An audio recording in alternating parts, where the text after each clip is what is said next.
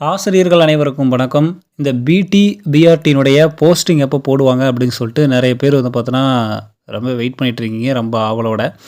பிடி, பிஆர்டிய பொறுத்தவரைக்கும் அரசு தற்போது என்ன முடிவு எடுத்திருக்கு? கேஸோட நிலவரம் என்ன? தற்போது எந்த சிச்சுவேஷன்ஸ்ல வந்து மூவ் ஆயிட்டிருக்கு அப்படின்னு சொல்லிட்டு முழுமையா தெளிவா இந்த வீடியோல பார்த்துரலாம் வாங்க. பிடி, பிஆர்டி பொறுத்தவரைக்கும் சாதாரணமா அந்த லெவலுக்கு வர கிடையாது. அது பலகட்ட பிரச்சனைகள சந்திச்சுட்டு தான் பிடி, பிஆர்டி இன்னைக்கு இந்த அப்பாயின்ட்மென்ட் அப்படிங்கிற இந்த இடத்துக்கு வந்திருக்கு. அது உங்களுக்கு ஆல்ரெடி தெரியும். ஏன்னா, எக்ஸாம் நடத்த முடியாம ரொம்ப நாள் இருந்து, கிட்டத்தட்ட நெறைய வருஷங்களுக்கு அப்புறம் எக்ஸாம் நடத்தி, அதில வந்து நெறைய கேள்விகள் வந்து தவறாக இருந்தது. இது டிஆர்பில எல்லா எக்ஸாம்லயுமே நடக்கிறது தான் ஆக்சுவலா. ராங் கொஸ்டின்ஸ் இருக்கும். அதுக்கு வந்து ஸ்டார் மார்க்ஸ் குடுக்கணும் அப்படின்னு சொல்லிட்டு கேஸ் போடுவாங்க.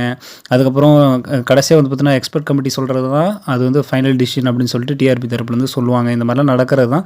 ஸோ, அந்த மாரி பல விஷயங்கள தாண்டி வந்து அதுக்கப்புறம் கோர்ட்ல நெறைய கேஸு 410 ஆசிரியர்கள் தொடுத்த வழக்கா இருக்கட்டும், அப்புறம் வந்து பார்த்தோன்னா, இந்த 2% வழக்கா இருக்கட்டும், அமைச்சு பணியிடங்களுக்கான அந்த வழக்கு, இந்த மாரி பல்வேறு வழக்குகளை சந்திச்சுட்டு வந்திருக்கு.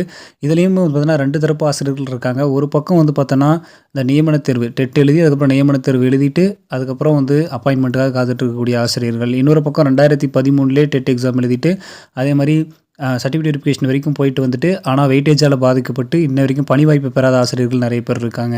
பட் இப்ப இருக்கிற சிச்சுவேஷன் படி பார்த்தா, நமக்கு வந்து இருக்கிற தகவல் படி, அரசு வந்து எதுல பிரியாரிட்டி குடுக்குறாங்க அப்படின்னு பார்க்கும்போது, ஆல்ரெடி அந்த நியமனத் தேர்வு எழுதிட்டு, அந்த மார்க் பேசிஸ்ல இருக்கிற ஆசிரியர்களுக்கு தான் போஸ்டிங் போடுறாங்க. அவங்களுக்கு தான் முன்னுரிமை குடுக்குறாங்க. அதே மாரி 2013ல டெட் தேர்ச்சி பெற்ற ஆசிரியர்களுக்கு அவங்க என்ன சொல்றாங்க அப்படின்னா, நான் உங்களுக்கு பணி வழங்க மாட்டேன்ற விஷயத்த கவர்மெண்ட் சொல்ல கிடையாது. அவங்களுக்கும் வந்து பணி குடுக்குறது அப்படிங்கிற மாரி விஷயங்கள தான் இப்போ வரைக்குமே அது சொல்லிக்கிட்டு இருக்காங்க. பட் எதன் அடிப்படையில அதில மேற்கொள்வாங்க அப்படிங்கிறது ஒரு மிகப்பெரிய ஒரு சந்தேகமா இருக்கக்கூடிய இந்த சூழ்நிலையில எலக்ஷன் வேற கிட்ட நெருங்குது. ஸோ, என்ன நடக்கும் அப்படிங்கிறத பார்ப்போம். இதுதான் இப்போதைக்கு இருக்கிற சூழ்நிலை. பட் இவ்வளோ நாள் பொறுத்துட்டோம். பிடி, பிஆர்டி பணி நியமனங்கள் சென்னை கார்ப்பரேஷன் தரப்புலயும், அதே மாரி ஆதி திராவிடர் நலத்துறை தரப்புலயும் வந்து பார்த்தோன்னா பண்ணியாச்சு. டிஎஸ்சி இது மட்டும் தான் இன்னும் பேலன்ஸ் இருக்கு. அதுவும் வந்து பார்த்தோன்னா, உடனே வந்துரும். இந்த கேஸ் பேலன்ஸ் இருக்கு. அது முடிஞ்ச உடனே இதுக்கான கவுன்சிலிங் ஸ்டார்ட் ஆகும் அப்படிங்கிறது நமக்கு தெரிஞ்சது தான். நன்றி.